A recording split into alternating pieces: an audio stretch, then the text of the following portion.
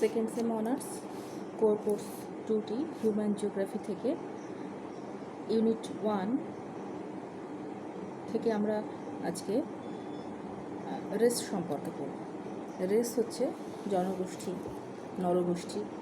এবার রেস কাকে বলে বা নরগোষ্ঠীর সংজ্ঞাটা কী? সেটা হচ্ছে কোনো দুটো মানুষ কিন্তু একই রকম দেখতে হয়তো হয় না, কিন্তু এক গুচ্ছ লোক বা বেশ কিছু লোক বা একদল লোক তারা হয়তো কোনো একদিক থেকে একই রকম দেখতে, হয়তো তাদের মুখাকৃতি একই রকম বা তাদের চুলের ধরনটা একই রকম বা নাকটা একই রকম, হয়তো উন্নত নাক বা অনুন্নত নাক, খরবাঁকা নাক, চোখটা হয়তো একই রকম। এভাবে কিন্তু দেখা যায় যে তাদের ভাষা একরকম, তাদের বর্ণ একই রকম, এভাবে কিন্তু মিল অনেক সময় পাওয়া যায়।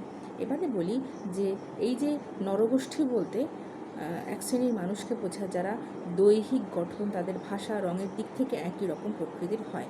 মানুষ যাদের বংশ পরম্পরায় জৈবিক গঠন একই প্রকার, যা প্রধানত বাহ্যিক এবং দৈহিক বৈশিষ্ট্যের ভিত্তিতেই কিন্তু করা হয় এই শ্রেণীবিভাগটা বা প্রকৃতিগুলো।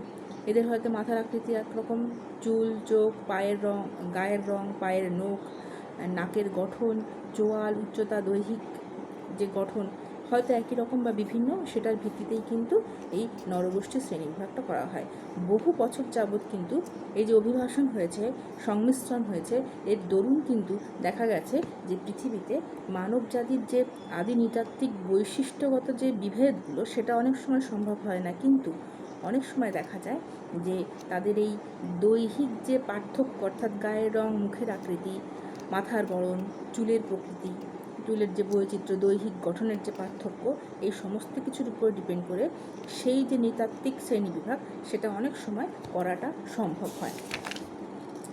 এবারে বলি, যেমন এদিক থেকে যদি আমরা হিসাব করি তাহলে দেখব যে উষ্ণ এবং শুষ্ক অঞ্চলগুলোতে যে সমস্ত অধিবাসীরা বসবাস করে তারা নাতিশীতোষ্ণ শীতল অঞ্চলের তুলনায় কিন্তু অনেক খর্বাকৃতি হয়, ছোটোখাটো হয়। নিরক্ষীয় অঞ্চলে কিন্তু প্রচণ্ড উত্তাপ থাকার জন্যে গায়ের রং কিন্তু কালচে বর্ণের হয়, যেহেতু এখানে রঞ্জক পদার্থের ভাগটা এদের অনেক বেশি হয় উত্তাপ বেশি থাকার জন্যে। আবার বলি, এস্কিমো যারা প্রচণ্ড শীতল অঞ্চলের লোক, এরা কিন্তু দেহেও এদের যথেষ্ট প্রশস্ত, চর্বি প্রচুর, যে কারণে কিন্তু এরা এই শীতল অঞ্চলের অতিরিক্ত শীত যে তাকেও কিন্তু প্রতিহত করার মতন ক্ষমতা তারা রাখে। তো এইগুলো হচ্ছে তাদের মধ্যে বিভিন্ন ধরনের পার্থক্য এইভাবে কিন্তু করা হয়ে থাকে। এবারে বলি যে এই যে নরগোষ্ঠী শ্রেণীবিভাগের কিছু সুবিধা আছে, কিছু অসুবিধা আছে। দেখো, অনেক সময় দেখা যায় যে একই রকম হয়তো তাদের মধ্যে তারা একই রকম দেখতে হতে পারে, বিভিন্ন যে পার্থক্যগুলো বললাম এই বিভিন্নতার দিক থেকে হয়তো একই রকম পার্থক্য পাওয়া যায় না অনেক সময়, বা দেখা যায় যে বিভিন্ন পার্থক্যগুলো কিন্তু প্রকট হয়ে ওঠে। সুতরাং এই পার্থক্য করার সময়, জনগোষ্ঠীকে বিভেদ করার সময় কিন্তু বেশ কিছু সমস্যা হয়ে যায়। এবারে বলি যে এই যে নরগোষ্ঠী হলো মনুষ্য সমাজের একটা জৈবিক শ্রেণী, যাদের আলাদা করা যায় কিভাবে? এই বিভিন্ন দৈহিক একটা দিক থেকে, আরেকটা হচ্ছে রক্তের গ্রুপের দিক থেকে আলাদা করা যায়, বংশগত রোগের দিক থেকে আলাদা করা যায়। হ্যাঁ, এই যে বিভেদটা করা হয়, এক্ষেত্রে দেখা যায় যে বেশ কিছু নরগোষ্ঠীকে, 8 থেকে 9টি নরগোষ্ঠীকে শনাক্তকরণ সম্ভব হয়েছে। যেমন বলি যে শ্রেণীবিভাগগুলোর মধ্যে রয়েছে ককেশীয় শ্রেণী, যেটা ইউরোপে অবস্থান করছে, নিগ্রো যেটা আফ্রিকাতে অবস্থান করছে, মঙ্গোলীয় যারা আমাদের এশিয়াতেই রয়েছে, তারপরে ইন্ডিক হিন্দু যারা, অস্ট্রেলীয় যারা অস্ট্রেলিয়াতে রয়েছে, তারপরে পলিনেশিয়ান, মালয়েশিয়ান, মাইক্রোনেশিয়ান এবং আমেরিকান ইন্ডিয়ান, এই কটা ভাগে কিন্তু ভাগ করা সম্ভব। এবারে বলি যে ভারতের যে নরগোষ্ঠী আছে সেই নরগোষ্ঠীকে কতগুলো ভাগে ভাগ করা হয়েছে, এক্ষেত্রে বিভিন্ন মতামত রয়েছে।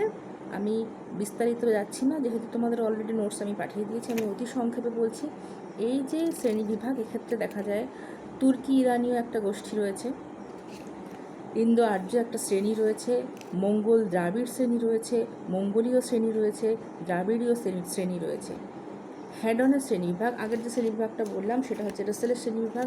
হ্যাডনের শ্রেণীবিভাগ অনুযায়ী হিমালয়ের পার্বত্য অঞ্চল, মানে হিমালয়ের যে বিভিন্ন পার্বত্য অঞ্চল রয়েছে সেখানে বিভিন্ন ধরনের শ্রেণীগুলো লক্ষ্য করা যায়। যেমন ইন্দো আর্য মঙ্গোলীয় সিন্ধু গঙ্গা সমভূমি অঞ্চলের একটা, সেখানে রয়েছে সিন্ধু গঙ্গা সমভূমি শ্রেণী বসবাসকারী বিভিন্ন বিশিষ্ট জনগোষ্ঠী। আর দাক্ষিণাত্য অঞ্চলে রয়েছে যেমন নিগ্রোটো রয়েছে, দ্রাবিড়ীয় রয়েছে, দ্রাবিড় রয়েছে, পশ্চিম ভারতের প্রশস্ত মস্তক বিশিষ্ট গোষ্ঠী রয়েছে, দক্ষিণ ভারতের প্রশস্ত মস্তক বিশিষ্ট গোষ্ঠী রয়েছে। হার্টানের যে শ্রেণীবিভাগ সেখানে রয়েছে নিগ্রোটো, প্রোটো অস্ট্রেলীয়, প্রাচীন ভূমধ্যসাগরীয়, সভ্য ভূমধ্যসাগরীয়, আলপীয়, আর্মেনীয়, নর্ডিক, মঙ্গোলীয় ইত্যাদি। এবারে ডক্টর গুহর যে শ্রেণীবিভাগ আছে সেখানে রয়েছে নিগ্রোটো, প্রোটো অস্ট্রেলয়েড, মঙ্গোলীয়। এবারে এই যে শ্রেণীবিভাগগুলো, এগুলো কিন্তু বিভিন্ন তাদের দৈহিক এবং তাদের বিভিন্ন বংশ এইগুলোর ভিত্তিতে, রক্তের গ্রুপের ভিত্তিতে এগুলো বিভাগগুলো কিন্তু করা হয়েছে।